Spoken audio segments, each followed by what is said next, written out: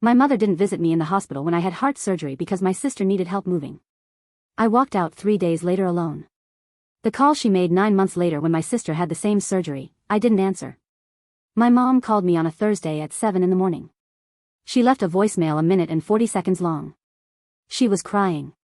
She was telling me my sister Valeria had just been rushed to the hospital, that she had the same heart thing our father had, that the hospital wouldn't take her without a deposit, and that she needed my savings for the surgery.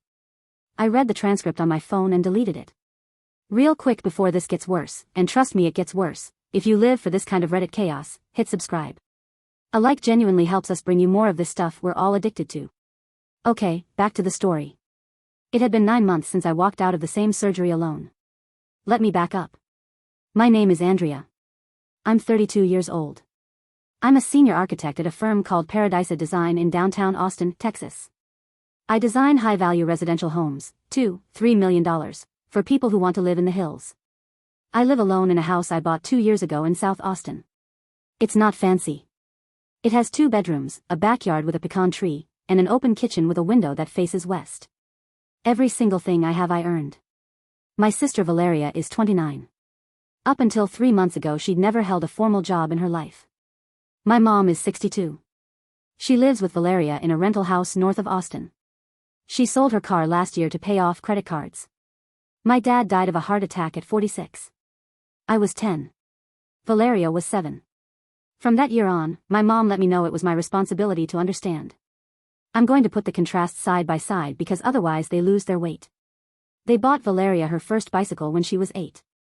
Mine I borrowed from the neighbor. They enrolled Valeria in a private bilingual school in Westlake. I finished elementary at a public school on the south side. Valeria got new clothes every season. I wore Valeria's from the year before when they fit me. The year I turned 16, Valeria 13, my mom took her to Disney World for her birthday. That same month I started my first shifts at a campus Starbucks to pay for my SAT test. My mom said it was because I knew how to take care of myself. I was 10 years old. Before I keep going, if you're hooked so far, like the video and subscribe to the channel. We run on dopamine here, like everyone else. Back to the story. I got into UT Austin on a full scholarship for grades. I studied architecture. I worked 20 hours a week at an interiors firm through all 5 years. I graduated in 2018 with the highest honor of my class. Not one family member came. My mom had a prior commitment with Valeria, a shopping trip in Dallas they'd been planning for 2 months. Valeria was 23 and in her 3rd year, unfinished, at SMU. My mom had paid for those 3 years with the rest of my dad's inheritance. Valeria never graduated. I didn't go to the shopping. I didn't call them to ask. I drove alone to Zilker Park after the ceremony, sat by the river for 2 hours, and the next day I started applying to firms in Austin. I joined Paradisa Design in 2019. I started at $64,000 a year. In 2021 they promoted me to project architect. In 2023 to senior. By the end of 2024 I was coordinating my own team of 3. My mom called every 2 or 3 weeks. Usually to tell me Valeria was going through a rough time, and could I lend her $2,000-3,000 for an emergency. The first 3 years I lent. Then I stopped answering. A year after I stopped answering, my mom stopped asking. She started calling just to see how I was. I told her fine and hung up fast. The collapse happened on a Wednesday in May last year, in a meeting with a Westlake client who wanted to remodel a kitchen. I was standing by the whiteboard explaining island options when my vision went hazy. I sat down. I felt the pressure in my chest. My assistant Jenny asked if I was okay. I told her I didn't think so. She drove me to Del Seaton. They did an echocardiogram that night. Hereditary cardiomyopathy. The same condition that killed my dad at 46. The doctor told me mine was the early version, aortic valve replacement, and if we moved fast, I could live the next 30 years like a normal person. Surgery scheduled for Friday, 42 hours later. I called my mom Thursday morning. Mom, they're operating on my heart Friday. Same thing Dad had. Can you come? Silence. Then. Andrea, sweetheart, what a scare. Is it serious? Yes, Mom. It's serious. But they're operating, and you're going to be fine. That's what the doctor said. There was another pause. Then she said, with a voice I'd already learned to recognize. Oh, honey, it's just that Valeria is moving this weekend. She's so stressed, you know how she gets. I promised her 2 weeks ago I'd help with everything. She needs my emotional support. But when you get out of the hospital, I'll see you. I didn't say anything for a second. My mom filled the silence. Besides, it's just an operation, honey, you know you're strong. I'm praying for you from here.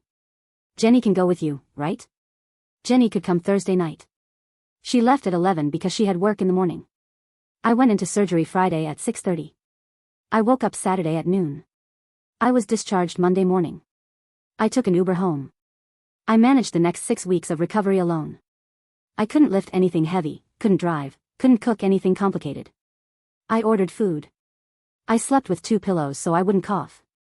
I read a lot. My mom called the following Sunday. How do you feel? Are you okay? They discharged me. I'm home. Good. See, everything went fine. Your dad also got better and lasted many years. My dad died 2.5 years after his first surgery. I was 10. My mom was right next to me at that moment. I held her hand at the hospital. She told me, "You're the oldest. You have to take care of your sister." That sentence lived in me for 22 years. I told my mom, "I have to hang up. My phone's dying." I hung up. I didn't answer one of her calls for 9 months. My mom called me 83 times in those 9 months. I counted, because I sat staring at the records. She sent me 47 texts. 5 emails. She left 14 voicemails. I read all the texts, listened to the voicemails the first 3 times, then stopped listening and only checked if there was a real emergency. There wasn't. Every call was a variation of the same message: "Sweetheart, how are you? Call me. It's been a long time. Your sister asks about you." I knew what she was going to ask me when I finally answered. She was going to tell me Valeria had a new emergency. That she needed money. That I was the only one who could help. She was missing 9 months. The Thursday of the 7 a.m. call, my mom changed the script. She was crying. Valeria had collapsed in the bathroom. They'd taken her to the general hospital. The doctors said the same thing: hereditary cardiomyopathy. Same condition. Same surgery. Valeria had no insurance because she'd never had a formal job.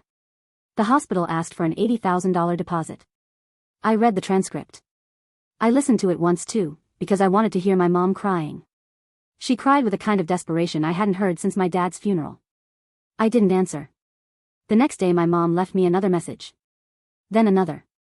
Then she sent a text: "Andrea, please, it's your sister. She's 29.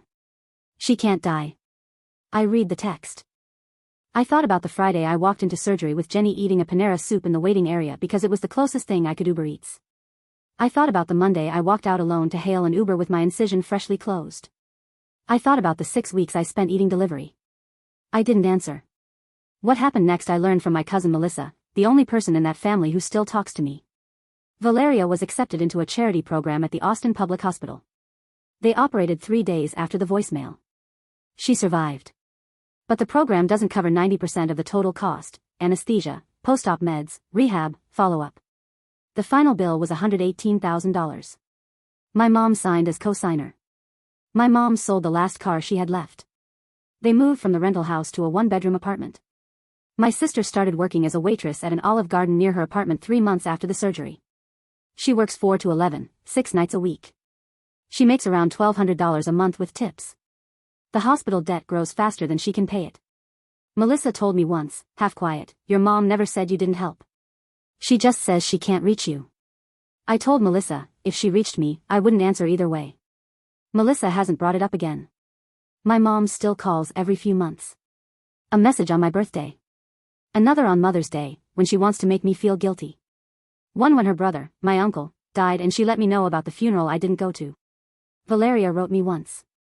8 months ago. A 2-line text. "Andrea, I don't know if Mom told you, but I wanted to say I'm sorry and I understand.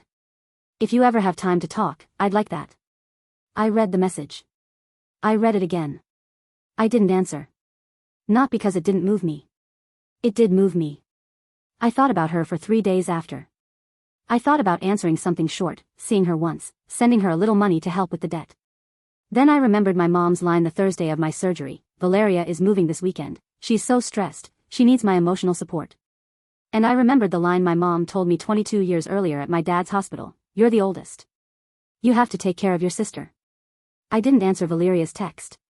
My mom and my sister still owe $118,000 to the hospital. My mom still calls every 6 or 7 months. I never answer. My sister works 6 nights a week at the Olive Garden. They say she's a good waitress. I bought a house in South Austin. They promoted me to principal architect last month, and the pecan tree in the backyard is giving fruit for the first time.